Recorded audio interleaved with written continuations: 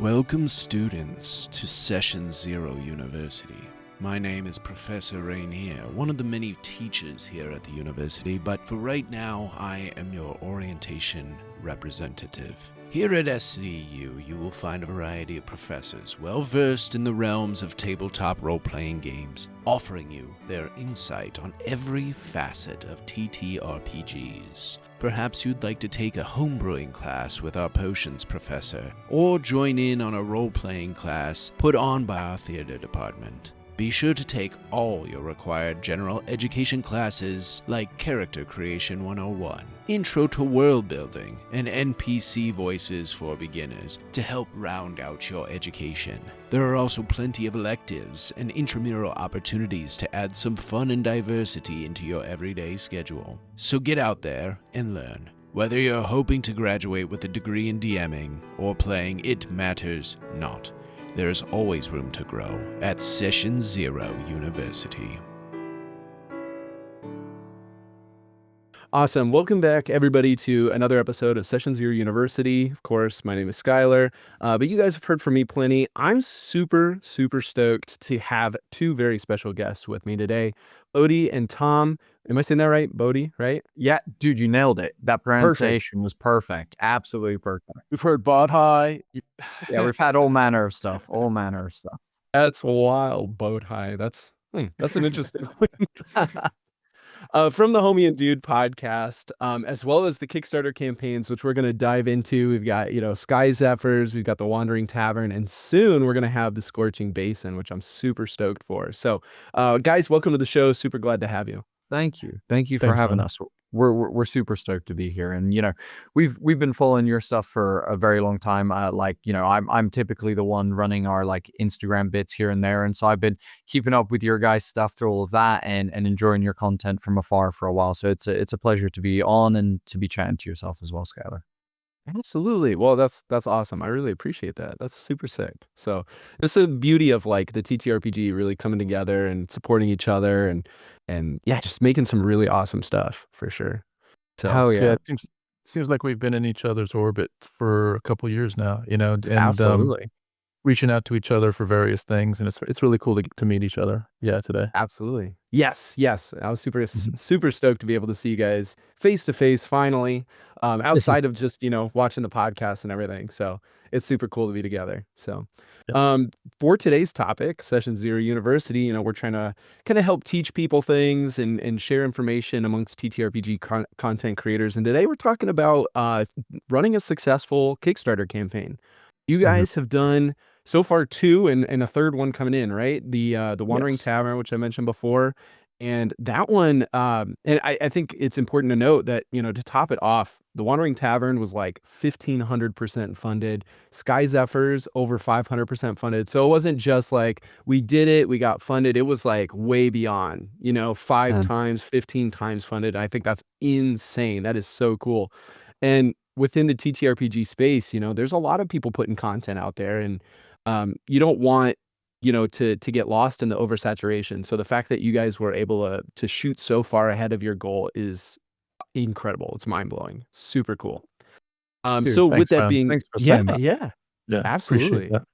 Yeah. Well, so I got to ask, both of these projects, what was kind of the inspiration that sort of sparked you guys to create them? What made you guys want to do, Wandering Taverns kind of got a Studio Ghibli kind of tone to it, whereas Sky Zephyrs, it's very really cool mechanics the funny thing is I've actually had multiple people come to me and say, hey, how can I run ship combat, or how can I run some Skycraft combat? And I was like, dude, I got exactly the thing that you need.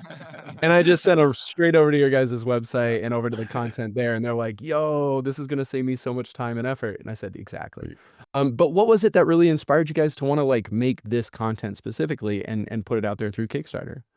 Before you go, Boats, we need to send Skylar some commission checks for all those referrals. Yeah, for sure. Exactly. We'll get you hooked up after this. Oh, you guys have already done so much for us. You're good. So on our end, basically Tom and I during lockdown decided to start making the podcast together and started doing our couple of things that we would do, which was our live streams, and then we would do our podcast. And we were loving doing that, and it was a good time. But then basically Tom discovered Acquisitions Incorporated, but the old crew where it was Chris Perkins running it along with Mike Krahulik and, all of those, what's his name?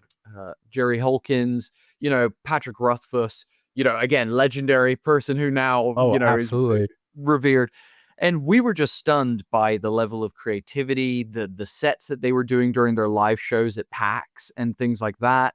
And just like, we were watching it and the reception from the crowd, they shout green flame and everyone's like green flame, and that just was, it transfixed us. We were just obsessed with that for a little bit and we loved it. And so I became a GM for us and we started running things and we were like, holy sugar, D&D is incredible. We were like, it's an amazing way to tell stories and to be immersed with your friends and your family in something really, really fun. We also are big movie fans.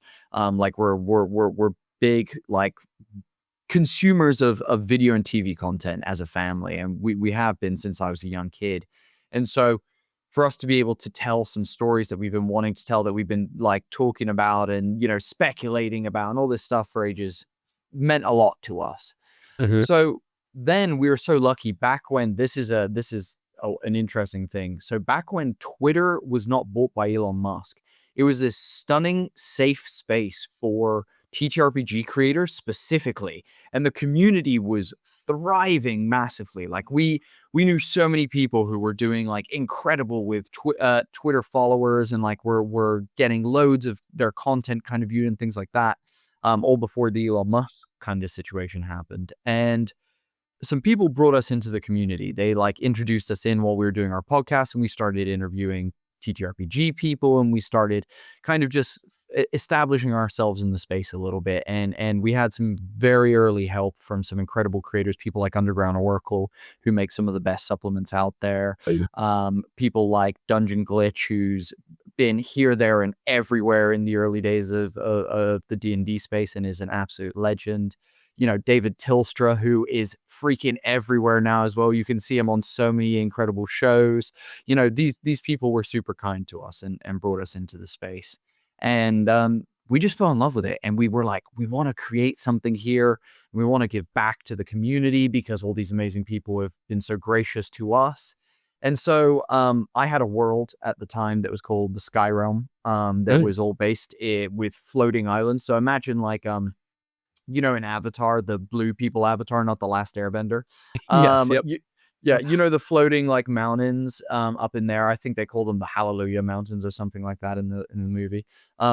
Very heavily inspired off of that. So each of these mountains had like cities on them, people living there, and like just kind of existing up in this layer. And we ran awesome campaigns there. We had an amazing time. But one thing that was impossible for me was the fact that I have this beautiful airspace. It's so like, we've got so much expandable, like explorable territory, and there's no freaking good rules to run any air travel or anything in that space. And, there's things like, people online had made Wildjammer, and there was old versions of Spelljammer that existed. There was Star Wars 5e. There was all these different mechanic systems. There was a little bit in Descent to Avernus, little bits there that you could kind of pull together to make, kind of a Frankenstein system for vehicle travel.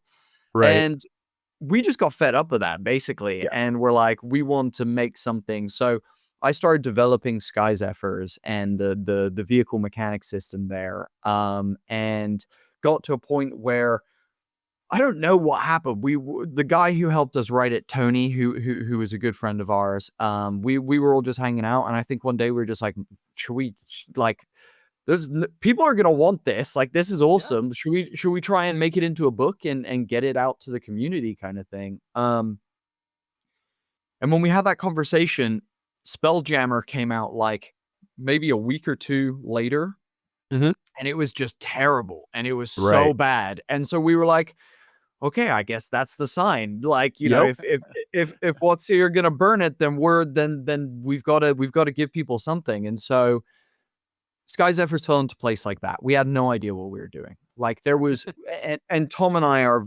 people who learn as we go. We're the fail type. I'm a skateboarder, so my whole life, and we're both martial artists and things like, we've been learning through failure our entire lives. And so for us to, come to this space, we just kind of just winged it and just went for it and tried to learn as we went. And we had huge help from people like Nord Games, Chris at Nord Games, shout out to him. And other amazing folks like Sly Flourish, Mike Shea, who's just an absolute legend and believed in us at the beginning as well. People like Runesmith, an incredible creator who again gave us a chance to promote with us and help us start understanding the marketing machine going on here and how to kind of position ourselves and all this kind of stuff. So people were just, again, so kind to us, offered us so much advice. And we went into Sky Zephyrs with very low expectations. And we came out, stunned with the support that we got and we're blown away. And it was enough for us to bring on some more people to come and work with us. And then from there, basically during Sky Zephyrs, the Wandering Tavern actually is a airship in Sky Zephyrs that originally existed in Sky Zephyrs.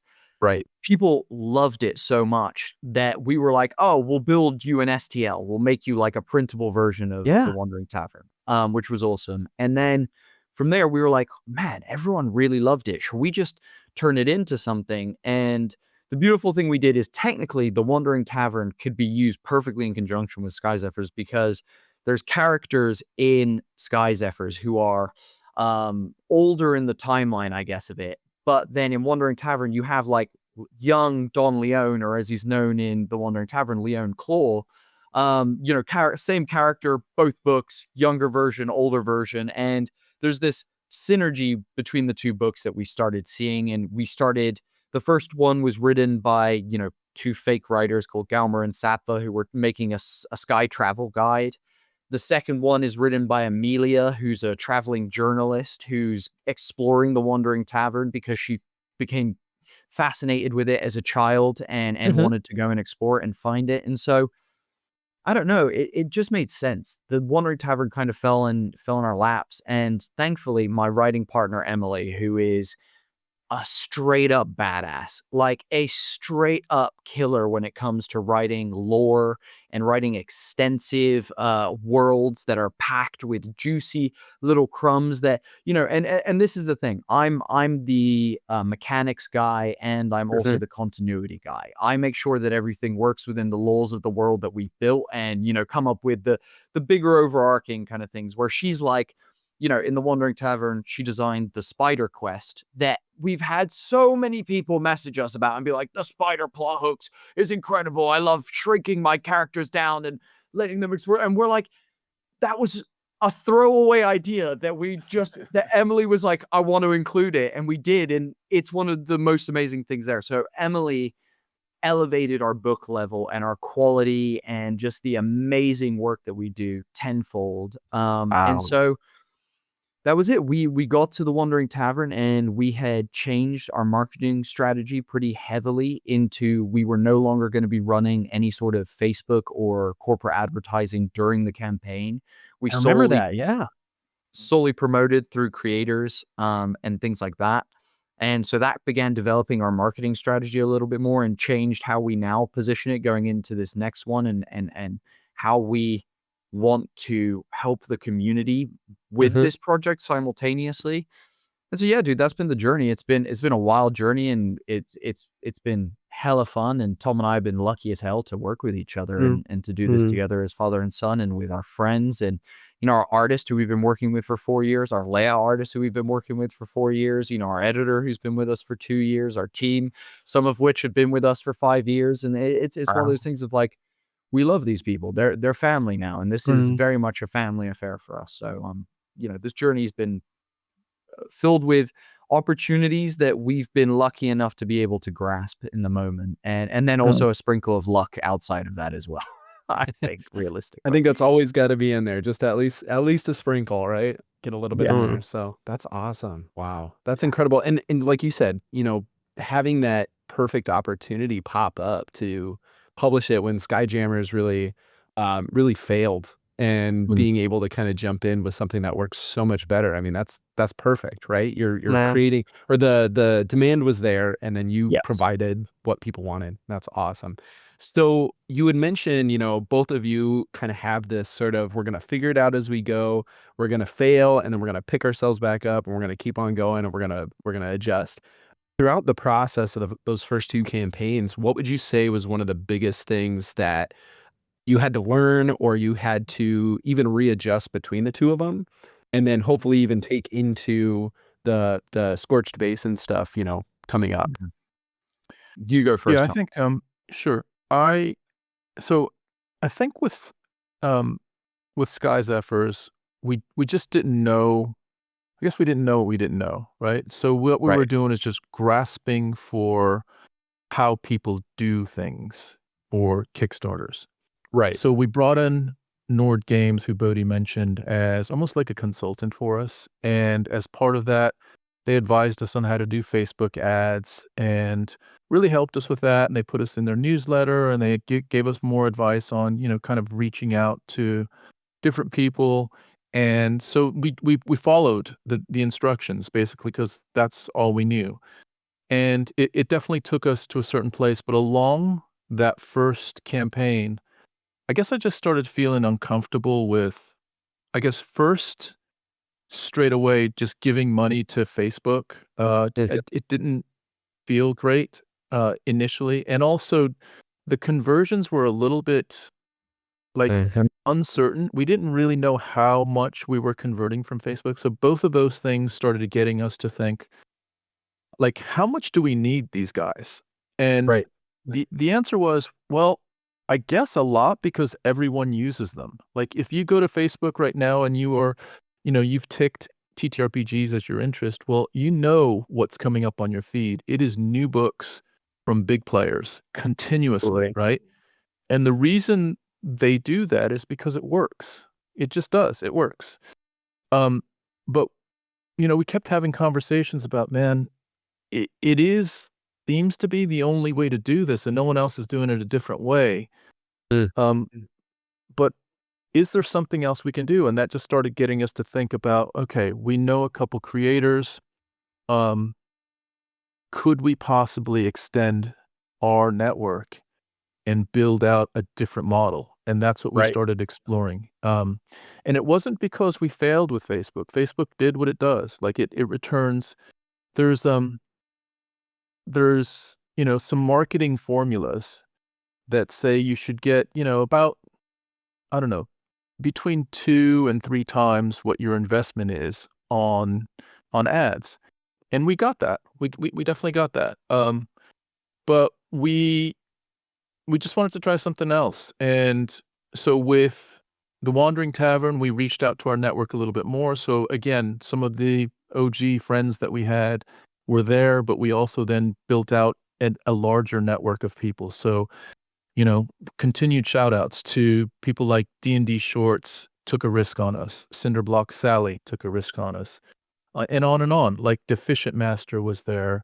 Zach the Bold was there early days. And this was before he was like Zach the Bold, but he was a rocket ship even back then. And so we then built out our network to, I don't know, maybe about 15 creators. And we thought, okay, well, we might have something here. So we have really, really invested a lot of time. You can't do this by, with one email or something like that. You have to just build relationships. So we've been to Gen Con the last 2 years. We've gotten to meet people over the course of a long, long time, months and months and months. And, we have countless calls just like this. It seems like weekly. And have become friends with a lot of people in the community, and it has served us really well. And so we are looking to support them, and they're looking to support us, and it just feels a lot better than giving money to Zuckerberg. So whether it works or not, honestly, Skylar, we don't know if this next one's going to work. We feel good about whatever happens because we like the direction we went in. So we're okay with what the outcome's going to be on this one. Yeah. And I think what I would say is with Kickstarters in general, if we just take a step back and look at Kickstarters in general, what I would say to the audience is, I'm thinking back to before Sky Zephyrs, and I think there's a feeling, because we certainly had it, of like, if you just run a Kickstarter, like maybe magic will happen. Maybe like Right. something, you're on Kickstarter, you're on the platform, people are gonna see it, people are gonna like, this could blow up. It could. And the message I would give to everyone is, unless it's some sort of fluke product that does, I've never heard of one in our sphere, but you're going to get out of your Kickstarter pretty much what you put into it. And Right. that's a pretty consistent formula that we've seen over Mhm. the last two. And the other thing I would say is, as much as you put into the creation of your product, you have to Mhm. put at least that much into marketing that product. Agreed. So those are two things that people might overlook in the audience. Right. Yeah. I No, I'm think glad you mentioned that. Yeah, because a lot of people think, "Oh, we've got something really cool here," and you might. I'm not saying you don't, but yeah, if you're not sharing it, right? And there's a little bit of a differentiation when it comes to things with like an IP, right? Like a popular, like we saw Avatar Legends really kind of blew things out of the water from the TTRPG space because they had the name yeah, recognition of Avatar: The Last Airbender. And not to say they didn't do marketing, of course, and they made an awesome product, but that definitely helps skyrocket you forward at least a little bit when it comes to marketing. But yeah, I'm glad that you mentioned that. It's not that easy for just everybody. You got to really no, put a lot of work and a lot of effort into it. So 100%. I think as well, I'll add to a couple things Tom said. We feel, like Tom said, this is a gamble for us. We feel really comfortable though morally with what we have decided in terms of Mhm. working with the community and giving, for people who don't understand, we're offering creators, that they could get a chance to promote and put loads of effort in the same way that we've put loads of effort into the product and things like that. And then we just want to split whatever that person brings in with them. We want to be able to continue keeping creators who are getting, for lack of a better term, shafted by YouTube at the moment because of how bad the algorithm is and how little right. they're willing to pay creators. And, whether it's Instagram or TikTok or YouTube or, even just other sponsors and things like that. So we want to really just try and help creators. And, we're not sure if everyone's going to get the bang for the buck, but we're going to try and at least help as many people as we can and just try and spread the love to people as well. And Tom's exactly right. Like, I'll give you an example straight off rip. Mhm. I'm sure everyone here has heard of the ridiculous online store called Temu or Temu or whatever the hell it's called, Whatever. right? Yeah. Their products and them as a whole are just trash. We have like it's awful, right? Yeah. But their marketing hits so wide and Mhm. so far, and it's so like a lot of it is like catchy song stuff that like Mhm. for people who stim regularly or like just locked in, and so there that's the thing. Marketing, if your marketing is incredible and your product is whack, you can still sell a whack product with incredible marketing. But that's the thing that is then the job of us as the third party creators is to make sure that you market your ass off. You get it as far as you can, and then you deliver a product that is at minimum what you promised. At Yes. freaking minimum. Then you have to, like, in my opinion, and that's what, we try and do is like, you know, so on the Kickstarter page, we've mentioned a bunch of things within this book. We've mentioned, all the stuff that you're going to find in here. But Mhm. even then, you can't see the true depth that we've gone to here. Each faction chapter is like 30 to 40 pages of that you can use in your world, whether it's stuff that you want to use for that faction or like modularize it and use it for other things.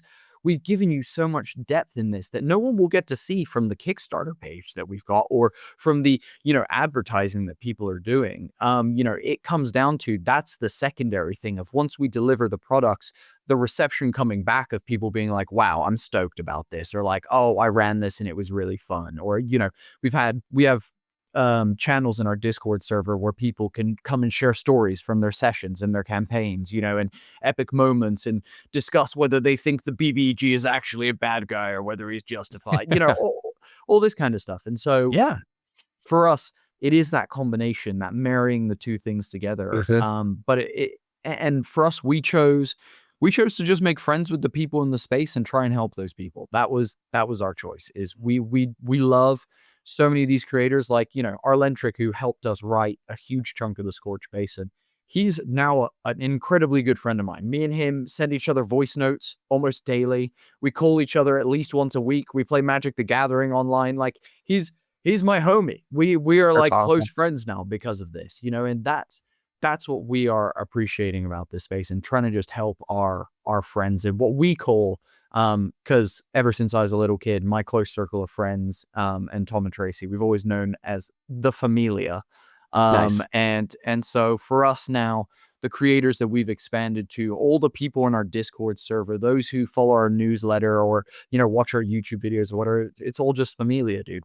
It's family. That's all it is, and that's so awesome. That's where we're at this point with that. Yeah. And Tom, a great mention of what we had to shift between the two, because God, it was, and it really took us as well through the OGL stuff and all of this to gamble on some of this stuff, and to trust that, we could also help the community back, and trust ourselves, trust them. And it was a big trust process, it felt like, for everybody. And I think that's just what we're trying to do, is prove that also other companies, like the big names that are out there, I mean, probably not the Hasbros, let's be real. But the Paizos, the Mage Hand presses, the Kobold presses, the Chaosiums, people like that. If we can prove that this model works and we can keep the community alive by working with content creators, then actually there's no need to give Mark Zuckerberg money or Google money or, YouTube ad money, like, we can keep it in the family. That's the whole point, is keep it in the family. I love that. What I'm hearing is almost kind of a story in and of itself, right? We love our fantasy stories. We love sort of the hero's journey kind of stuff. I'm hearing from you guys this overarching theme of bringing together the community, right? You guys are all these scattered warriors from across the lands coming together and then standing up against these sort of big corporate companies trying to sort of dictate how everything works and sort of become dictators in and of themselves, right? This is my system and you're going to follow my system. And you guys are the warriors standing up against this system and saying, no, this doesn't have to be how it is. We're going to find another way and we're going to come together to do it. And I love that. That's really cool. That's so awesome. We found a couple fun ways to do that. So one of the ways and I think, Bodes, maybe it might be good for you to just introduce the headlines of Scorch Basin, and then we can talk about how we have done a couple, what I would call alternative collaborations across a couple different areas of creators. But maybe we'll give the audience a little bit of just a kind of a headline of what Scorch Basin is, and then we'll dip into some of the behind the scenes stuff. Yeah. So I mean, we've tried to innovate with this book. We've tried to, like Tom said, allow collaboration in a multitude of different ways and bring as many people on to work on this as possible. So we have over 100 creators who are some of your favorites from around the TTRPG sphere doing voiceovers for NPCs in the book. So you will find throughout the book QR codes that will allow you to scan quickly, take you to a YouTube video, and you can quickly listen to what that character might sound like. You get a little flavor of who they are and what they're kind of like from these incredible VOs from, some of the most amazing people in the space. Not to mention then, we've worked specifically with 4 incredible creators who are also really close friends of ours that we absolutely love. And they've written what we're calling like DLC expansions for the book. Basically, these are things that you can add to the Scorch Basin to make it even more fleshed out, full, give you more options. So we've got 2 adventures, one that's like a War Boys, Mad Max mixed with Eldritch horror kind of vibe.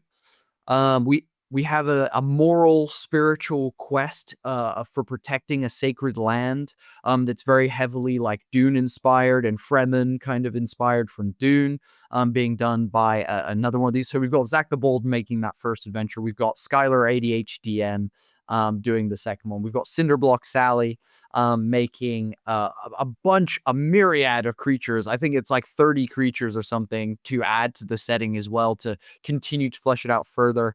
And then we have the amazing Deck of DM Things, Cole, who has written out an incredible roster of items that are super lore based on the stuff that we've written and things that will expand and give your players even more loot to kind of like find. So, we've got these voiceovers, we've got these collaborations. At one point during the creative process, I get these weird hyperfixations when I'm writing stuff. Yeah. That like I fall into little wormholes for a little bit. And Mhm. one of them was like I wanted to make some languages for the Scorch Basin. Very And I was like, I just got a little bit obsessed with it for a little bit of time. So we came up with a brand new like font and writing style for what we call Sand Common, which is your native speaking tongue at your D&D table. That's whatever Sand Common is for you, basically. And then I invented two other languages. One that uses Morse code, but instead of doing dots and beeps, it's like a Right. rhythm-based language that you do by like striking your chest, clicking your fingers, and humming certain notes, basically.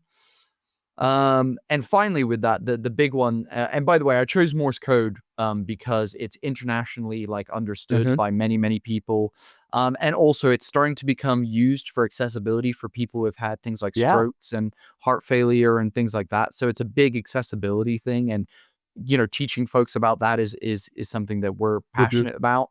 And then the other one that I did was it's called Imana, and it's based on American Sign Language.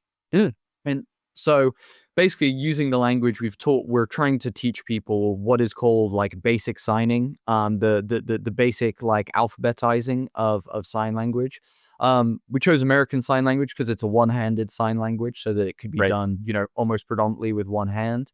And we were super thankful because there's an amazing company here in the UK called APA-Me Limited, who are one of the premier, deaf and hard of hearing, like accessibility groups that support people and offer, translators and people who can teach the language, things like that. And they graciously provided us with someone who helped us actually make a video of all the signs and to teach people. So not only will you be able to see them in the book, but you'll actually be able to learn it online with someone who has done an instructional tutorial, and all this kind of stuff. So we really have tried to go bigger and better. I mean, we've also got an add-on. This has not been spoken about anywhere else. So this is a beautiful little teaser for your listeners. We have an Awesome. add-on where you can get yourself a one-shot playing the Scorch Basin, a PDF with it, with the legendary B. Dave Walters running the session for you and 6 other people. So we're trying to just collaborate with incredible people, and we're we've got a soundtrack in the book. We're just trying to work with loads of different people to make the book just crazy, basically. And yeah, that would be further into the collaboration of how we're trying to bring creators into this process with us. And such diverse elements of creators too. That is so cool. I mean, everything from earlier you had mentioned, the STLs and things along those lines for the ships and things like that from the previous projects. And then now we're all the way to the whole QR code to have voice actors and sort of a portion for their characters. That is a cool concept I personally have never even thought of before, but it makes so much sense.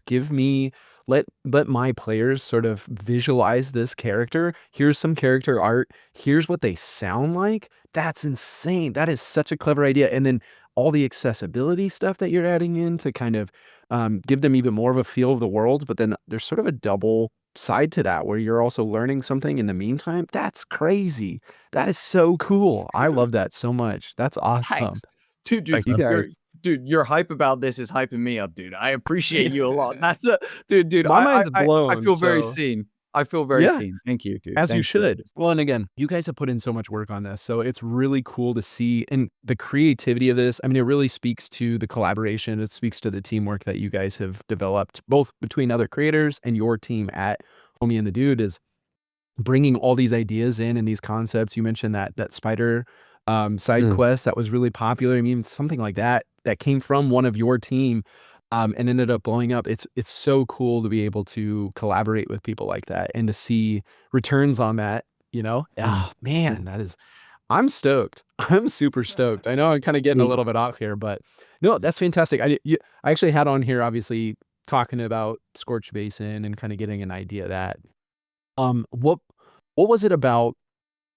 Because obviously this kind of has like a Dune Mad Max thing. Is it the popularity of Dune that's kind of been rising up with the movies coming out that really sparked that idea? Because you had mentioned earlier, with Sky Zephyrs and stuff, that you kind of hit a point where you were like, nobody else is doing this well. And that Yeah. kind of helped push a lot of the inspiration. What would you say for Scorched Basin really sparked that? Let's do this. I want to jump into this kind of like desert terrain, Mad Max kind of a feel. Dude, fantastic question. Honestly, so a couple things. First of all, we didn't choose the setting. Our community Sure. chose the setting. Our Nice. Discord and our last Kickstarter people and everyone on our social medias, everyone voted, and it was an amazing vote between a bunch of really good options that we were hyped for every single one of those. I ones to remember make. that vote. Yes, Yeah. absolutely. And everyone chose the Scorched Basin. And I'll tell you this. So for me, I've loved things like, Princes of Egypt, Oh. the old animated movie. I loved what's called Prince of Persia, the game. What's the movie where Brad Pitt plays a pirate dude, and it's an animated one. It's like I want to say, Sinbad. Yes. Okay. There's Yep. all these like incredible things that I used to love as a kid. And then growing up, I've obviously then read Dune. I've watched Mhm. all the Mad Max movies. I've also watched the old David Fincher Dune. I've watched the new Dunes, and so when we chose the desert setting, first of all, we were already kind of hyped on that one already. We'd already come Sure. up with the name and we're a little bit further down the line. And, I'm also a big fan of like the desert settings in Star Wars, like Tatooine and Jakku and these various gorgeous like desert settings that are so interesting and so full of depth, but also so barren at the same Right. time. Yeah, Which is yeah. awesome. First of all, Dune and Mad Max are just the giantest of wells of inspirational material that you can pull from, and there's Mhm. so much in there. And me personally, I love a saying from Brendan Lee Mulligan, which is a GM is only as good as the obscure references they make. Okay. Yep. One of my favorite sayings ever, and it really resonated with me. And so my whole technique with things is I pull on my vast knowledge of content and I Mhm. mishmash tropes together. I mash things that I loved about things and I take little pieces. So, for example, the Skara in the Scorched Basin, they're this warrior group of predominantly women based off of the Amazonian women of Themyscira from DC Universe. Mhm. Mhm. However, I mixed in a lot of the Spartan and Roman kind of ways that they fight. They use spear and shield. They use shield walls and things like that when they're in combat. Their way that their political system is taken from a strength-based situation that I heard about from somewhere else. And so I pull all these pieces together and we create this beautiful tribe of warrior badass women that have like actual learnable fighting styles that you can pick up as a player and this deep rich lore of how they actually convert things into water. If you really want to like learn about it, they're these super interesting people with this history that stems back to the first surface dwellers. Yeah. It's a deep level of stuff. So for me, it was the opportunity to build things out like that and to explore a world where I love Dune. I love how Dune is so fantasy and so science all at the same time. I'm such a fan of that. Also, I'm a metalhead. I love metal music. I love getting angry. I love skateboarding and getting mad at my skateboard and throwing it on the ground. So Mad Max made a lot of sense. Driving Yep. fast, getting crazy, shouting about and just being a wild being who's out in the ether. So, I just loved it. Now, I will be 1,000% honest with your listeners. Of course, we factored in the fact that Dune 2 was coming out, and we also knew Mad Max, not Fury Road, Furiosa was coming out Yep. as well. We knew that these IPs were going to be somewhat in the popular eye, especially considering how well Dune 2 did, and everyone falling in love with that styling and all of that kind of stuff. Mhm. Yeah, of course that was something we considered. And it's something that we consider, when we talked about Studio Ghibli, Wandering Tavern, really could have gone any way. It could have been super grimdark. It could have been super like high fantasy and weird and wonderful. And it could have been, any spectrum of fantasy that we wanted to. But we chose Studio Ghibli because we resonate with it. We love, like, dude, Spirited Away was my first ever introduction to anime ever.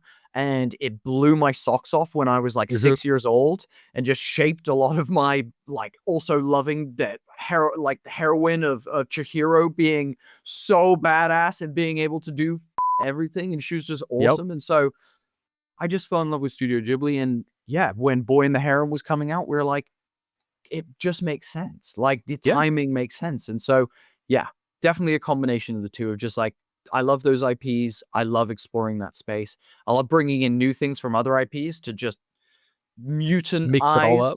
Yeah, mix it all up into a melting pot of random stuff. And yeah. And of course, there was also a marketing conversation with Tom and I of what would make sense in terms of being like, if saying Studio Ghibli worked for us, a discovery that we found, then maybe saying Dune and Mad Max might also work for us, and things like that. 100%. Well, it puts people into mind space, right? And I don't think there's anything wrong with that by any means, right? If I go see Dune and I think to myself, man, it'd be really cool to run this in a TTRPG space, what's out there? And then boom, all of a sudden Scorched Basin pops up in front of me. I mean, bada bing, bada boom, that's perfect. We're there. And I don't think there's anything wrong with that. That's spot on what I'm looking for. So keywords. Yeah, keywords, and yeah, all the marketing stuff that kind of ties in with it. I'm already inspired by it. I want to jump in more. That's fantastic. So with that being said, with Scorched Basin, one thing that I noticed was for the previous 2 campaigns you guys had run, they were very focused on 5e. And Scorched Basin, going into that one's going to be very system agnostic, right? Like, it can kind of work for a lot of different systems. Was there a particular reason why you guys wanted to kind of lean into that? I know I could probably like guess a few of the factors that might have come into play, for sure. But I'm just curious, like, what your guys' thinking directly was. Yeah, dude, I think, so hilariously, when you asked earlier, what was the one thing that like we changed throughout, my thing was going to be going from doing 5th edition stuff to doing, system agnostic stuff. And dude, it came down to the OGL. It came down to the OGL. Tom and I were D&D people. We had played, one module, and then I had homebrewed everything that I'd ever done in D&D. The OGL happened, and we were about 2/3 of the way through writing Sky Zephyrs. So I've written a whole mechanics book in 5e, hoping that this OGL is going to allow us to get our book to the public.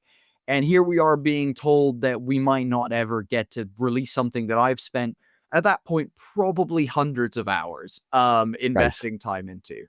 And so we were annoyed and angry, just like everyone else was. And we, at that point, hilariously branched out. We started trying other systems. So Avatar Legends is something we tried. We have an awesome actual play called Avatar The Last Breath that tells a lot of history that's missing from the 100-Year War.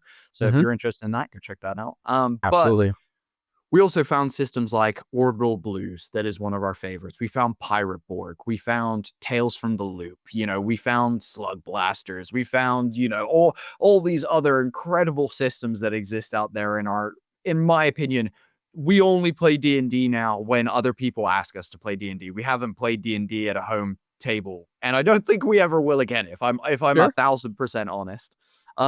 But we just found all these other systems, and they suited how we like playing, especially something like Orbital Blues that is super rules light, but really encourages like big story moments like swan songing, where you like commit to dying at the end of the scene, but you get like double health and amazing things, and you get all this stuff to make your big send-off incredible, and your music that you chose in character creation plays, and it's this big moment, that kind of stuff. And so we fell in love with other systems. And for Wandering Tavern, I was like, we were afraid. The truth is this, and Tom and I aren't proud of this, so we'll 100% say this. We were afraid that we wouldn't be able to market the product well enough without 5e being connected to it, without Dungeons and Dragons being connected to it. We hadn't seen things like Avatar Legends yet really blow up to the extent that it did. You know, we hadn't seen the Stormlight RPG that came out last year that just like destroyed Kickstarter's like records of all time in TTRPG space and things like that. So we just weren't confident enough. So I combined the two. I started writing what I call our system agnostic language, and we included 5e stats. It was awful. I had to do double the workload for the entire book. You know, I had to write everything is in one style of stats, and then I had to rewrite it in another style of stats to, you know, create this semblance of us still giving you D&D while also providing you with the thing that we actually believed in, which is our system agnostic language. Coming out of that, there was debates because we wrote Sky Zephyrs in 5e and our vehicle builders application is in 5e. There were some debates about whether we continued 5e, whether we don't, how are we going to kind of do this?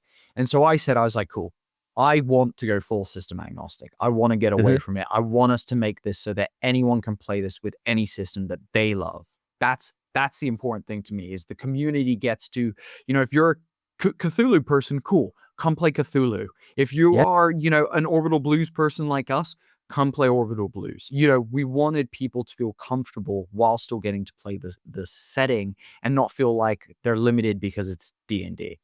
So for this one, I developed my system agnostic language further.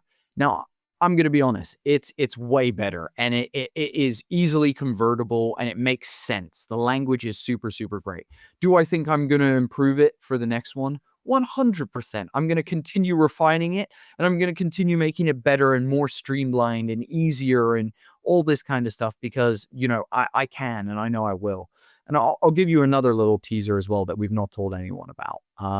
We plan to, post Kickstarter, release our system agnostic language with an OGL for people so that people can have it completely free. And if they want to write their books in a language that then allows them to market their book to everybody, we want to be able to provide people with that ability to do that. So I'm going to refine the language further. I'm going to get it a little bit cleaner. And I'm going to hopefully we'll release version 1, which I imagine again will get refined in the future because we're a big thing, as I said, innovation. We constantly strive to be better. Thanks to Tom as a father pushing me as a young man. You know, Tom and I both strive to be better the whole time, and so we'll just keep making it better, and hopefully that will push it there. But this one is all based around a range band system that basically allows you to pretty much interpret almost any mechanic from our book into another system. And we've also made all of our vehicle mechanics. So we took everything we did for Sky Zephyrs, literally all the main mechanics from that,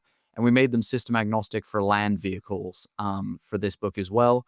So we'll also be including system agnostic vehicles on our HatD builder post Kickstarter as well, and things like that. So we're just trying to get away from that D&D bug while also being like, if you want to play D&D with us, then with our stuff, please go ahead. It's your system, and we support that. You gotta run your table system, and you got to do it in the right way. So we support that. Absolutely. It's definitely goes back to what I was saying before, right? You're the TTRPG content creators trying to stand up against the big guy, in this case, you know, Hasbro, and some of the crazy weird stuff, and unfortunately kind of stepping on some of the community, trying to push different rules and kind of, again, be sort of a little bit money grabby and stuff with all of their changes, which is really unfortunate, right? Because it has been such a big piece of the TTRPG community, and really, I mean, the beginning of a lot of the TTRPG community. And so, yeah, it's frustrating, but I would say it has opened up a lot of really cool doors for creators to be able to put their own systems out there, or some of the other companies like Paizo and so on and so forth to be able to really push their stuff and say, hey, we're still here for the community. We're not trying to screw you guys over. So, and then of course, open up these kind of systems that are able to kind of move between anything that anybody wants to play. And I think the community's been really creative in how they've handled that. And I think that's really cool to be able to see the stuff that comes out of that. So, yeah, awesome. Yeah. No, it's super. I'm super stoked to be able to see that system because I definitely have also really pushed. I mean, one of the things that we like to do at Session Zero Heroes podcast is explore different systems. And so, yeah, I'll be super stoked to be able to kind of step out of D&D a little bit. I know we're going through that right now with our Criminals Violent Numas series. And yeah, it'll be nice to kind of step away and do something different once we're done with a couple of things. So that's awesome. Nice. What system are you playing in that new series? Yeah, so the next series that we do also will be D&D 5e just because we've already started it, and one guy has who's going to be running it instead of me, which will be exciting. Really wanted to use it, but once that's done, I'm super stoked to run a Marvel Multiverse campaign. Nice. So superheroes, and it's going to be kind of like and this I guess is a big announcement because I haven't told anybody this either. Superheroes and kind of like My Hero Academia style, like everybody's at school and they're learning their superpowers, and then there's some crazy stuff that'll kind of come into play and they'll have to fight against. So yeah, that's what we've got planned. And then a bunch of one-shots as well along the way. On the spectrum of superheroes, are we talking like right from Invincible / The Boys all the way down to like Batman but with Adam West? What are we talking? Like where on the spectrum of goof to like super serious realistic? Oh, that's a good question. So I honestly, the more I jump into it, and maybe it's because I've been rewatching through it, My Hero Academia has really come up pretty often. I love the goofy vibes of Sky High. Hell yeah. Of all the superhero stuff out there, that would be sort of, to a certain extent, my dream. I think when it comes to some of the more like villainous stuff of dealing with villains, fighting villains, so on and so forth, I would like a little bit more serious tone to that. I know with Sky High, turning the superheroes into babies, and there's kind of a whole goofy revenge plot there. I'd like to go a little bit more serious, like some of the stuff that we see. But yeah, I think from just the school tone of it, very Sky High, very goofy, campy, stuff like that. So yeah. Oh yeah. That sounds freaking awesome. It's giving like fantasy high, but with superheroes instead of superheroes. Yeah. That's and super I also awesome. really always loved the idea. My Hero Academia does a fantastic job of sort of adding a weakness or some kind of requirement or something to superpowers, so that it's not just these invincible characters. I'm super strong. I can just punch through anything. Yada yada yada. You got a dude that has to eat sugar in order to be super strong. Or, obviously you got Deku, who he punches something and it explodes, but so does his arm. And so, yeah, it's just kind of like, I love the idea that there's a little bit of a cost there so that people aren't just these, mega super powered beings. And I feel like it kind of gets boring when you hit that. So, but yeah, that'll be super fun. I couldn't agree with that more. And dude, that sounds freaking great. It sounds like your crew are going to absolutely love that. That's yeah. And it's a first take. I like the idea of I mean, the superhero high has been tried, but it's not been done super well in many places. So My Hero is one of the few. So I'm curious, and I think you gotta lean into it massively and enjoy the weird, but also like you said, those limitations and stuff will make it super grounded. You can ground stuff and make it a super interesting with those. So I love that, dude. Great take. Really great. Heck yeah. Yeah. No, I'm excited to kind of jump into it. So I know we're kind of coming close to time and stuff like that. Really quick, want to jump into, so obviously Scorch Basin's coming up, right? It's gonna what is it? How many days left? 3, 4, 5? Where are we at? 3 days, 17 hours, 44 minutes. Nice. I love it. 37, 36, 35, 37. And we're counting it down. It launches on Tuesday, September 2nd at 12 o'clock p.m. So lunchtime EST, so Eastern Standard Time. Yeah. Wow. Awesome. It's coming up quick. So I guess from the outside perspective, because I have yet to run a Kickstarter campaign, I've got some ideas floating around. I'm getting there, but I digress. What does it look like? What is that kind of like last couple of days down to the last few hours before things launch? Like, what's the crazy hecticness of behind the scenes look like for you guys? Or is it not that hectic? I don't know. No, it is. You got it right. Yeah, dude, we have. Yeah, go Tom. You say some funny shit. I'll Again, follow there's up. I want to just kind of like burst some perceptions as well of, but I guess different people run it differently. Sure. But certainly for us, leading up to the launch, there's a few different areas of the business that are doing things. So we have one person on the team, Ben, who is looking at building basically a fulfillment system on the back end to be similar to a backer kit experience. Again, Right. we as much as we can step away from giving our money to bigger companies and give more of it to smaller creators, we want to do. So one of the ways to do that is to just fulfill ourselves. We're stepping away from backer kit. I wouldn't advise that to everyone because it is Right. a huge resource sink. You have to like actually code out a back end. So Right. Ben is working furiously to make sure that that is going to be ready for, hundreds and hopefully thousands of backers that want their stuff at the end of the campaign.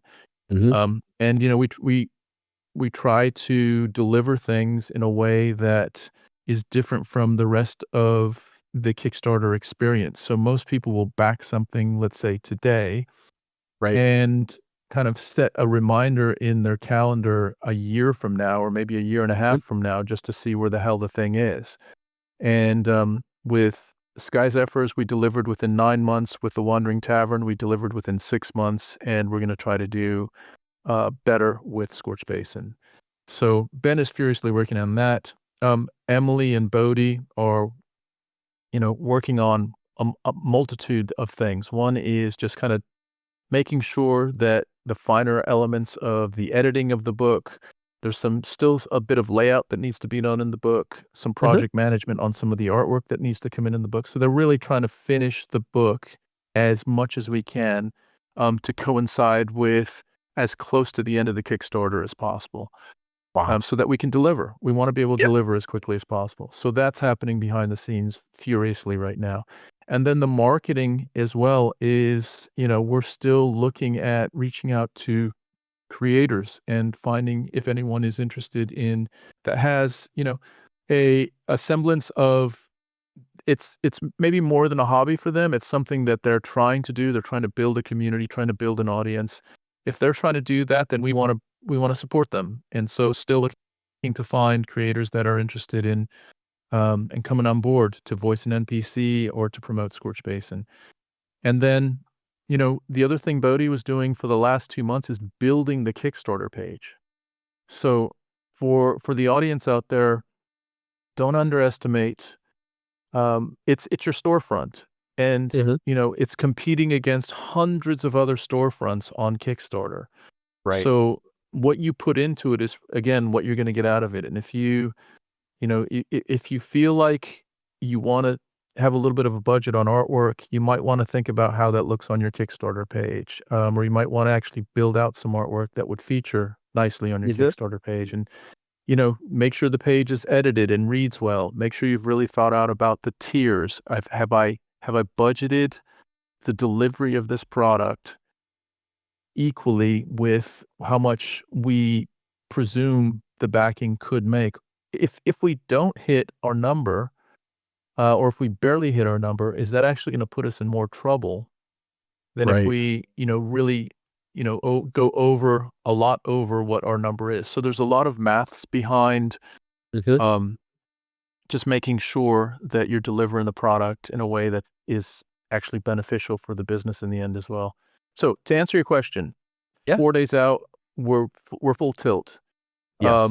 Everyone is just kind of everyone's hair is on fire right now, but in an excited way. We're not like crazily worried. We're Bodhi has said it the last maybe week and a half, 2 weeks. We've put the hard work in. Like we've worked really, really hard for the last year and a half, and we're just putting the final flair on. We're putting the signature on the painting, so to speak. Right now, the painting has been the textures have been put in, the frame has been built, and we're just kind of putting those final little bits into it. So, and then the other thing I would say, Skylar, is during the campaign. So some people think, you just kind of hit the button and then you cross your fingers and your toes and you're just like waiting.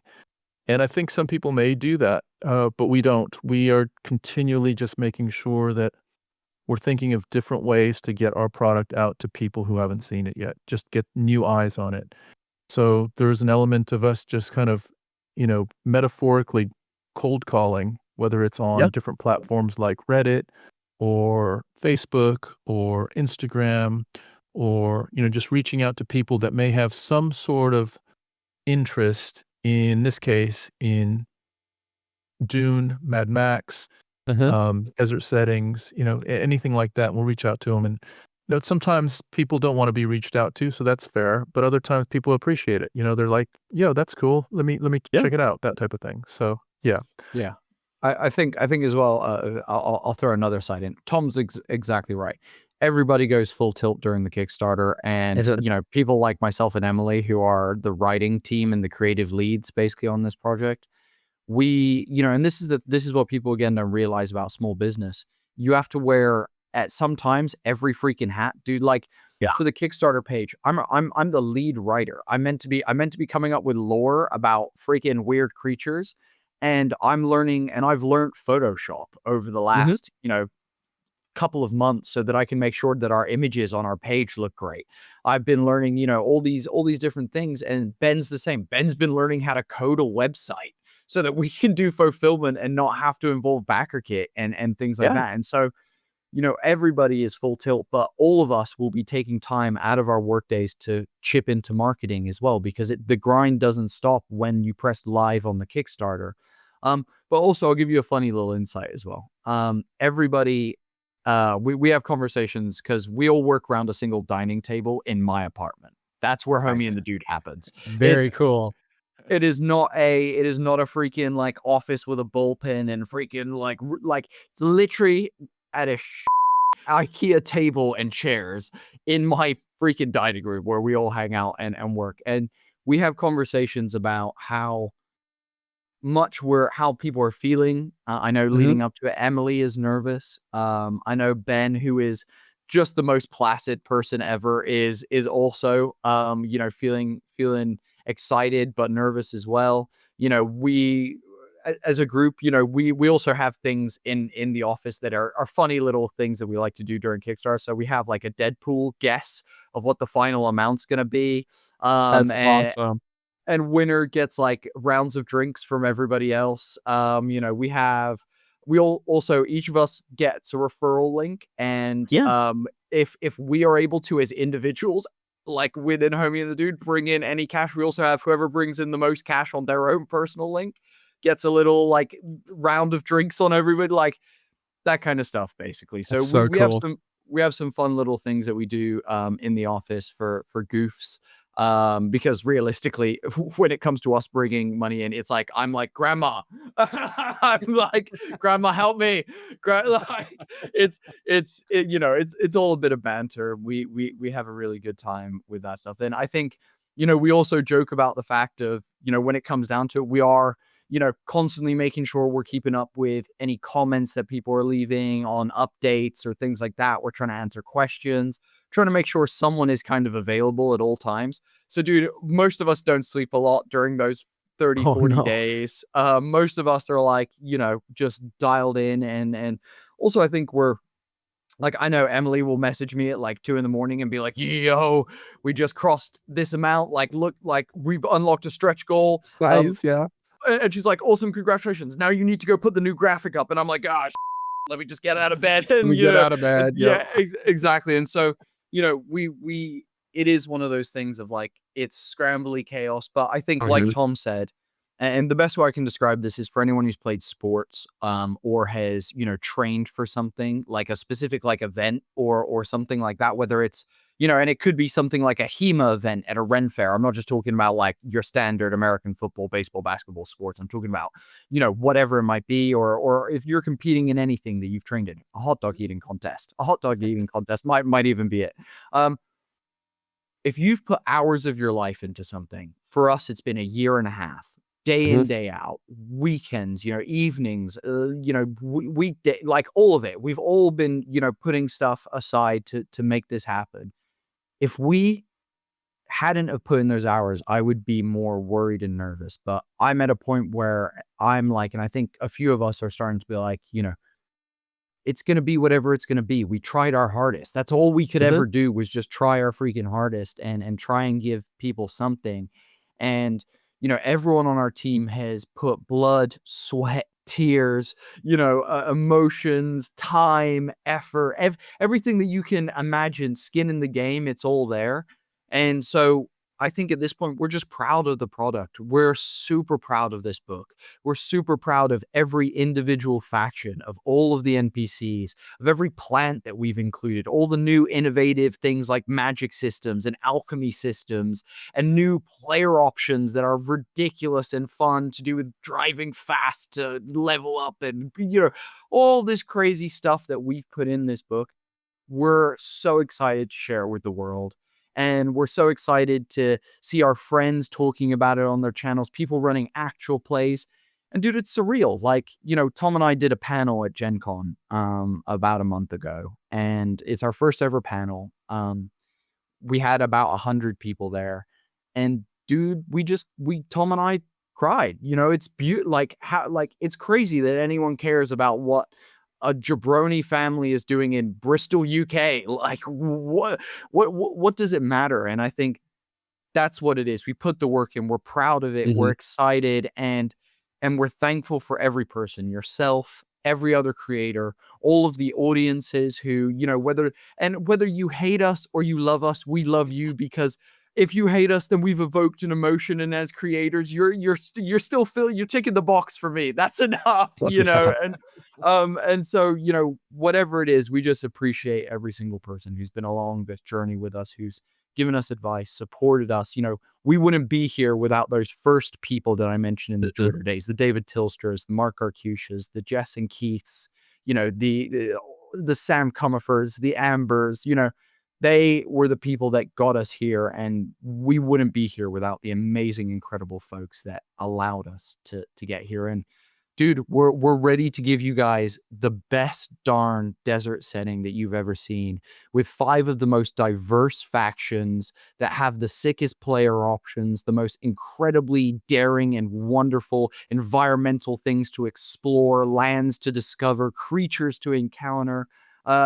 It's all there. It's all there. And hey, if you want to be Mochadib and you want to ride a giant sandworm, you do your thing. You do your thing. Yeah. And we're ready for it. Oh, that's amazing. That's so cool. And just like, both of you guys have mentioned, Tom, you mentioned it earlier, these are relationships, right? These aren't just, people that you shot an ad to and said, hey, can you guys repost this, or whatever the case. We've talked, you guys have talked to so many other creators and built those relationships. It wasn't just, 100 people that said, well, I don't have anything to do right now, so because I'm at Gen Con, I might as well go to this panel. It was 100 people that said, this is cool and I want to learn more about this, and people that you guys had talked to beforehand and developed a relationship with. And it kind of goes back to what I was saying earlier, right? You guys have built this really cool community that's standing up against those villains out there, those companies that want to kind of just step on us and tell us how TTRPGs should be and yada, yada, yada. You guys are standing up to those and creating your own thing, and the community is coming together to kind of support that. And I think that's really freaking cool. Dude, it's not us standing up to it. It has never been us. It's always been we are standing up to it. It's never once been Tom and I who have been standing up to it. It's been we from the absolute start, and it will always be the we and the familia that are doing it. It has never once been just Tom and I, because there's been people the whole way, and so it's always been we. Awesome. Familia is like the key word for today. I think that's perfect. So awesome. I love that so much. Well, those are all the questions I had. Again, for those of you that are listening out there, please go check out Scorch Basin. If you're hearing this, go over to the page on Kickstarter, hit that notify me on launch, save that project, because the second it comes out, you're not going to want to miss it. You're going to want to go over there. You're going to want to back it and just see all the cool stuff, just the little previews that we'll get to see before the campaign's over. And you're not going to want to not have Scorched Basin once it is over, right? This is going to be freaking amazing. Whether you're into Mad Max, whether you're into Dune or not, I think there's going to be something in here that anyone can find and really use in their campaigns. I'll throw a final thing out there. And Yeah. guys, if you're not already subscribed to Session Zero Heroes, because look at these, what an incredible channel you stumbled upon here today. And we appreciate you taking the time to listen to this amazing person who gives these awesome interviews and does all this incredible stuff, giving you TTRPG campaigns to consume. God, aren't you guys lucky? So subscribe, follow, support, reach out and comment, help the algorithm. Copying the link in the little share thing helps massively, and it takes you Absolutely. 30 seconds to do. So continue helping out this incredible channel, and we wouldn't be here without them. So keep doing them justice. You're so kind. I appreciate that so much. Thank you so much. All right, we'll jump over to our intramural game that we do at the end of each one of these episodes. We'll see you guys on the other side of this little transition here.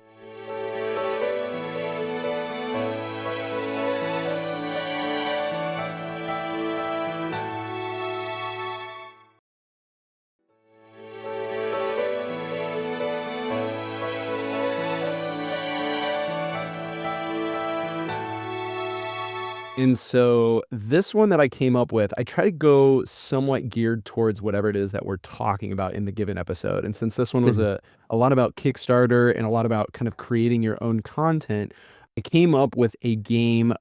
Originally, it was called Book Movie Game, which I thought was kind of a boring thing. And instead changed it to Fish Tank, which is kind of based off of Shark Tank. Shark Tank. Nice. Nice. So, and I'm glad. Okay, good. I'm always worried that maybe somebody's not familiar with it, but we know it. Yeah. We have an equally ridiculously named show here in the UK called Dragon's Den. So yes. Okay. Yes. Okay. Yeah. Sweet. Yeah. I've heard of it. I think I for some reason came across an episode when I was like hardcore binging through Shark Tank. And they're like, oh, there's a whole nother version of it. And so I think I watched a couple of episodes because it's just like, how do they do things over there? So yeah, again, we're just trying to create, encourage storytelling, encourage sort of an improvisational thing that I'm sure a lot of us GMs and oftentimes players are really familiar with. So today we're playing a game that I have titled Fish Tank. It's based off the classic Shark Tank concept, where we're each going to be trying to pitch some kind of a media, whether it is a video game or a book or a movie or a TV show, whatever it is, it's totally up to each of us to decide. And I'm going to have a whole bunch of prompts that you guys can choose from to kind of help lead things. That way we're not just coming up with something totally random. Not that there's anything wrong with that, of course, but just to kind of help since, we're all jumping in here. So I just sent forth the first set. So the way this will work is you've got 4 categories of prompts. You've got a location, you've got a time period, you've got a character or a couple of character ideas, and then you've got a random prompt, something that's like totally out of left field. And the goal is you choose one from each of these categories. I've given a handful of different options.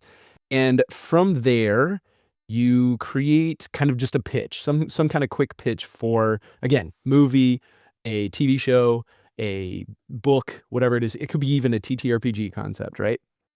And then, pitch it, and I'll slap some like cool music and stuff behind it and things along those lines. So we'll have some fun with it. Sorry, I know I'm like filling the chat right now with so many prompts, so I apologize for that. But feel free to take a quick look through those, and once you feel like you've got some idea, just let me know.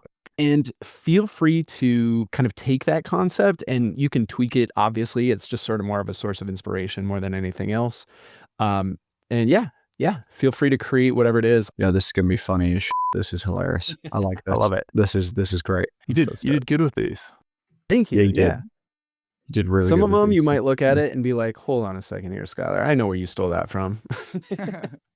I think like one of the ones that I got for time period is a timeless post-apocalyptic future where the ocean has reclaimed the entire world. Yes, I recently rewatched Waterworld. Incredible. So obviously that one was definitely gonna come up. Cool, beautiful. I'm good to go. Whenever you're good to go. You are, okay. Tom. Yeah. I think I'm good to go. I think I'm all set. So okay. Cool. I think I'm good as well. Got it. Awesome. Okay. Bodhi, kick things off. Yeah. My pitch. Welcome, sharks. I'm delighted to be in front of you today. Mark, I appreciate you and your ownership of the Dallas Cowboys. Thank you for ruining that franchise for everyone. And the rest of you who are unnamed people, because no one actually cares why you're here or who you are. My pitch today is for a cinematic masterpiece. This is going to storm the world and take over theaters everywhere. Here we go. Buckle your seatbelts, because it is the year 1999, where computers and emerging tech are a new form of magic. But that's not the only magic going on here, because some of the old magic still lingers and seeps through the cracks of those derelict, abandoned places that have been forgotten to time.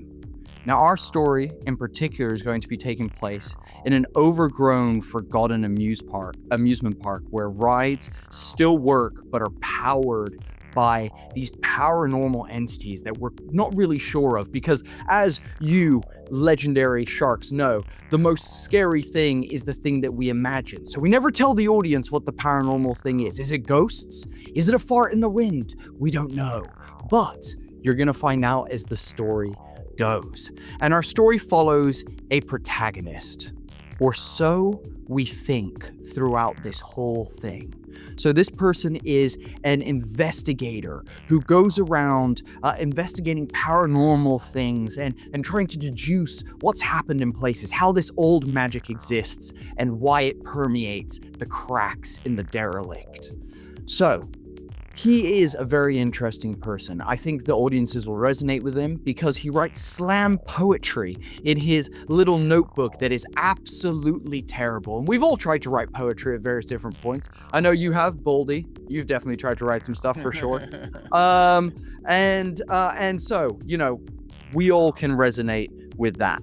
But here is the twist. He believes that he is unlocked some sort of power where he can briefly become a living, breathing shadow. And that's what his belief is. So he feels akin to some of these things that he's investigating and stuff like that. However, as the story unfolds and as we learn more and more about this place, he's not an investigator at all. He's one of the spirits trapped here at the amusement park, who died during a great disaster where the Ferris wheel came loose and crushed a couple hundred people. And he was an investigator then, but now as a ghost, he doesn't realize that he's not a real person. And boom! Plot twist, everybody loves it. Bloody credits roll, names of famous people in the credits, chuck a DiCaprio in there, chuck a Jack Nicholson in there, chuck a couple of, a John Travolta, I don't know, we can put some musical elements, I don't know.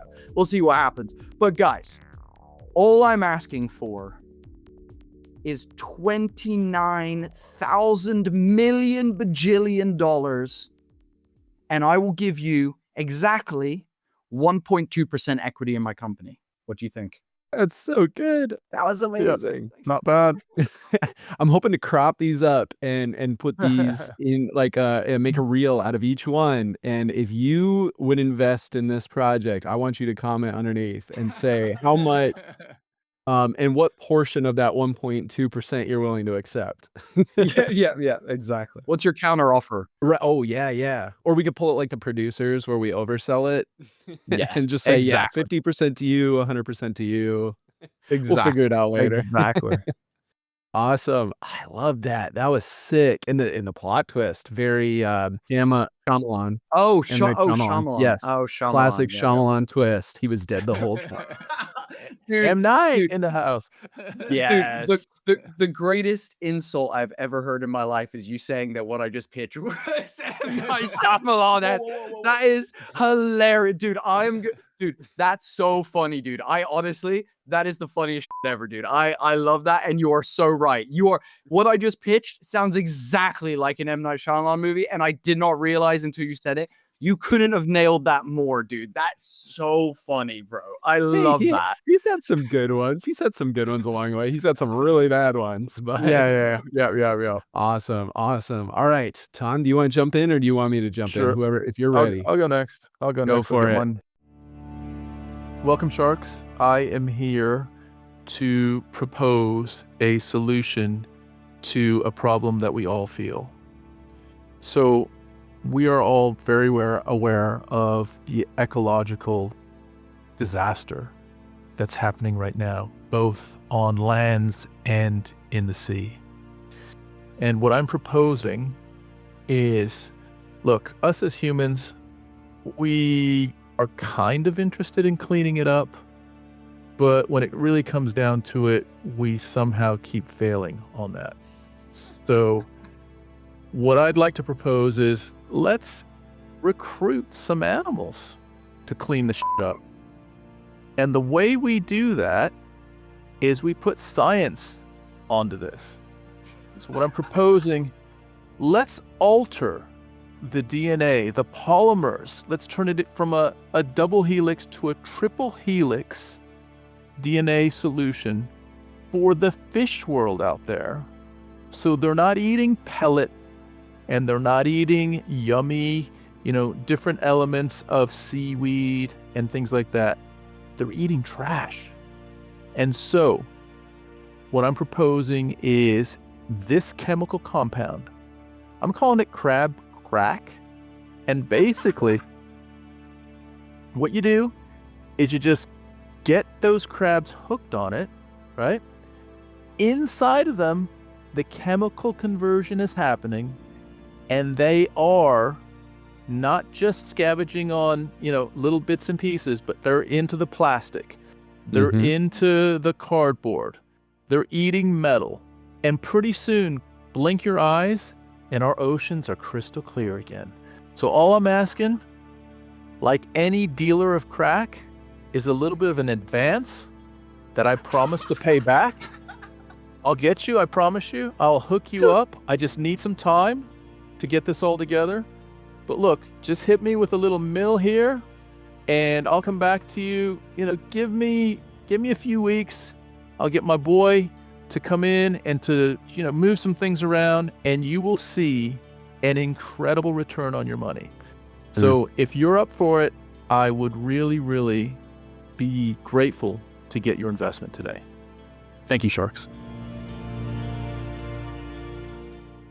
Oh, dude, I'm in, dude. Amazing. I also, Amazing.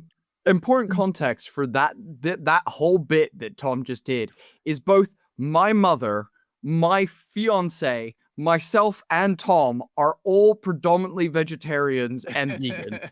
That is so funny, dude. That is hilarious. Use it, dude. So funny. That is brilliant. That is so funny. Another big twist on the ecological concept, but I love it. That was so cool. Yep. Awesome. Let's get the animals hooked on it. Let's get them to be part of the solution and not the problem. Absolutely. Help them clean up our problem. Yeah. That's amazing. Classic. Oh humans. man. Outsourcing the solution is classic humans, dude. That's such classic humans. I love it. All right, you guys have set me up for failure because those were phenomenal, and I gotta try to bring this all together. We got this. You got this. Bring us home.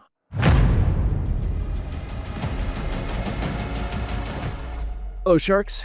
Thank you so much for meeting me here at your show studio. I'm pitching a 6-episode series because as we know from all of the Disney Plus stuff, for some reason that works.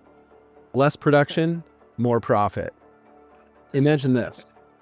An individual, a swashbuckler by trade, forced into family debt and forced to smuggle spices to pay for it, walking down at night core throbbing music in the background, neon reflecting off of the various puddles as his foot steps in, causing ripples in the water, as he makes his way down a brand new planet that he has just landed on, a dormant cosmic titan that floats amidst the space. He's never been here before. But he has a job he has to accomplish. Unfortunately, he's not aware that there's a law on this planet. No one is allowed to speak a word louder than a whisper.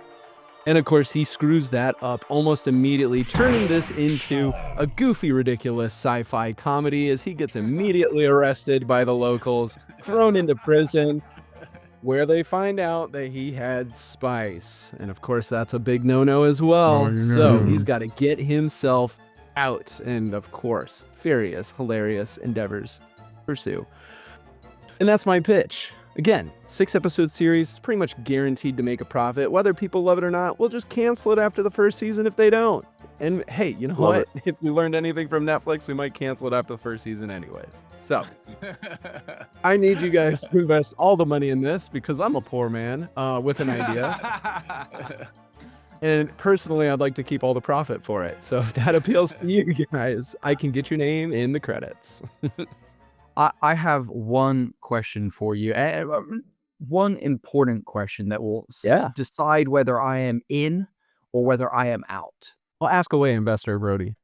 Please tell me, what is who is your ideal star actor for the lead protagonist as part of this goof sci-fi space escape prison break spectacular that we're going to be witnessing? And furthermore, who is the director you have pinned for this? I'm envisioning a gun, a Snyder possibly. What are your thoughts? James Gunn is certainly tentative.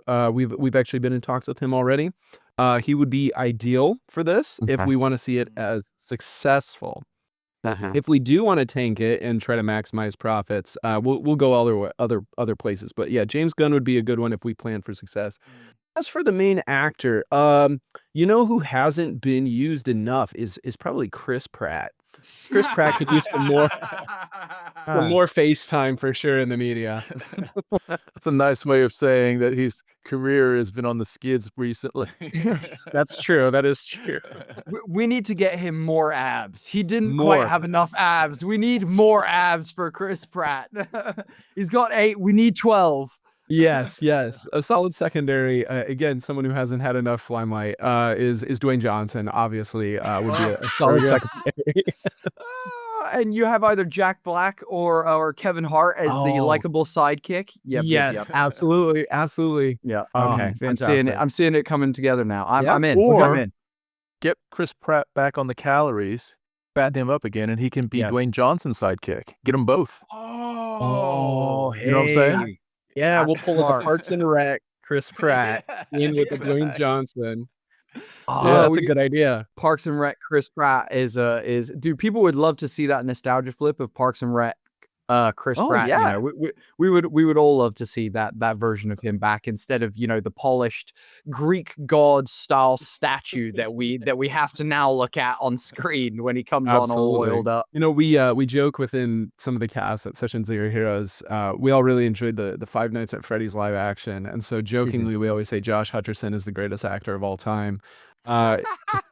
With that being said, we're not going to partner him with Dwayne Johnson because after what was that, Journey to the Center of the Earth 2 was such a I can't watch it ever again. I never want to even think about it. So I can't partner those two, but I would love to have Josh Hutcherson in there.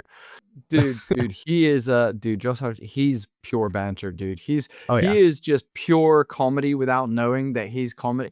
It's things like when you name him Peter and you spell it in the dumbest way ever, and you're making every character sound like there's some like old New Jerseyan who's like Peter, and you're like, what is happening there? Right? Yeah, poor guy's getting done dirty. He's getting done dirty. That's true. And then maybe just to kind of continue in with that sort of our group's weird obsessions, we'll throw in Nicolas Cage. Maybe it'll be Josh Hutcherson as the sidekick to Nicolas Cage being just absolutely nuts.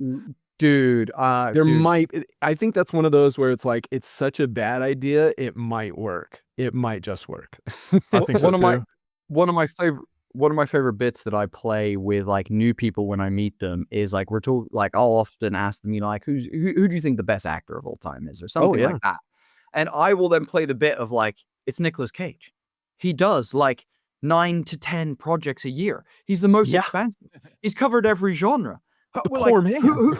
He's the most versatile actor in all history. He's done everything. So, dude, that bit always lands terribly and makes me laugh as they get more uncomfortable thinking that I love Nicolas Cage that much. And Right. it's, I'm like National Treasure, greatest movie Yeah. ever.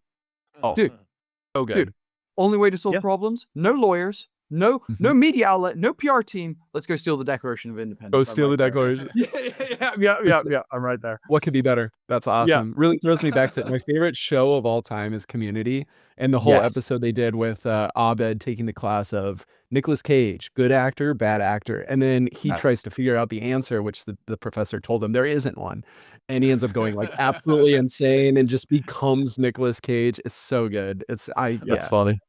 You can Banger hate episode. Nicolas Cage, but the stuff that comes from him and the lore, or even just the movie, what is it, Incredible Weight of Amazing Talent, just that movie in and of itself, and the way that it's basically just a big meme on Nicolas Cage. It's too great. It's too great, dude. So.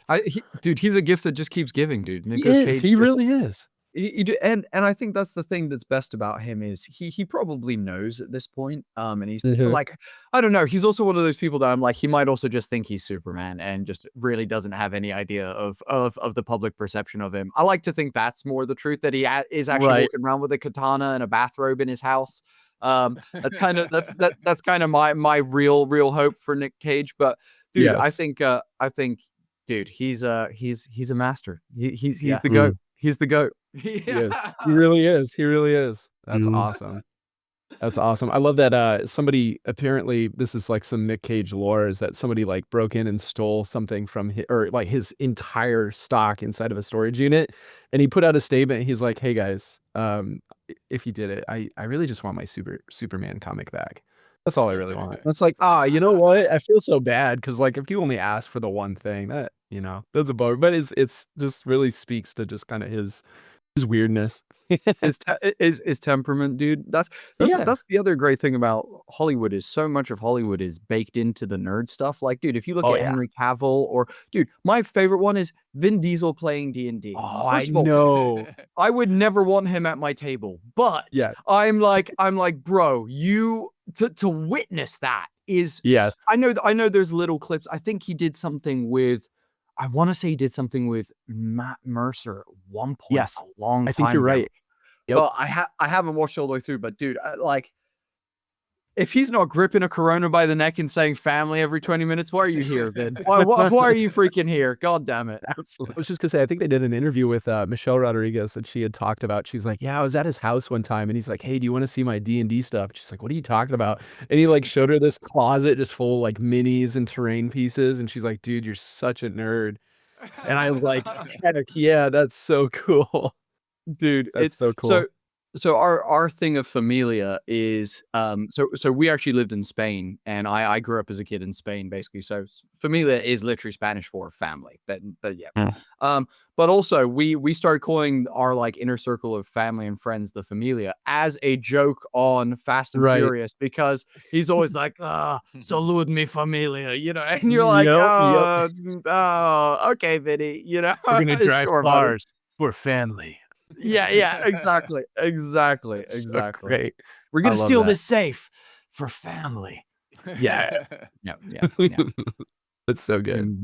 Awesome. Well, we'll definitely have to talk about a movie and TV show podcast in the future, guys. Hell yeah, because that'll be really fun. But again, for those that are listening, seriously, go head over to Kickstarter, find the Scorch Basin page. Go check out Homie and the Dude podcast, all the crazy, cool, awesome campaigns that they're doing over there, and all the other work. Be sure to follow them, because you're not gonna like Scorch Basin. That's the third Kickstarter they've run. Who knows what else you guys have cooked up and planning for the future, but it's going to be something freaking awesome. Obviously, Bodhi, you mentioned, working on that sort of system agnostic rule set and everything like that. That's going to be sick. So you guys don't want to miss out on the stuff that's coming out of Homie and the Dude. You guys want to be there for that. So definitely head over there and check them out. And guys, thank you so much. I know you guys have a lot going on right now. You're getting ready for Scorch Basin to come out. I really appreciate you guys taking the time out of your day to sit down and chat with me and hang out and talk about it. Equally, dude. Dude, of course. And to everyone out there, this is just the beginning, baby. We are Yeah, it we, is. we are here. This is just the beginning. And dude, we appreciate you taking the time out of your life. You know, this is a weekend for all of us. So we appreciate you taking your time to talk to us as well, dude. Thank you for being an awesome person. Yeah, thanks, Go. Just kicking ass. It's been awesome. It's been awesome. Yeah. Absolutely. So fantastic. We will see you guys next time on another episode of Session Zero University. Thank you so much for joining us for today's class. We hope you gained some new knowledge and ideas from our incredibly knowledgeable professors, which you can take with you to your table and implement into your games and sessions. If you enjoy what we're developing here at Session Zero University, then be sure to check out our lessons in practice by checking out various actual play episodes. We have tested and recorded a variety of games, systems, stories, and themes for your enjoyment, from Dungeons & Dragons to Powered by the Apocalypse to Kids on Bikes and more. Be sure to follow and subscribe to the Session Zero Heroes podcast so you don't miss out on any of our future TTRPG content. Our show is available everywhere podcasts can be found, from Spotify to Apple Podcasts to YouTube, so there are plenty of places that you can follow and listen from. We encourage you to check us out on social media as well, whether you're prevalent on Facebook, X, Instagram, Blue Sky, or Discord. We're there, and we'd love for you to join our community. And if you're willing, we would truly appreciate you dropping a review on whatever platform you're listening to if it allows you to do so. Your feedback means a lot and helps others to discover our show. Thank you so much, and we'll see you for your next class at Session Zero University, run by the Session Zero Heroes podcast.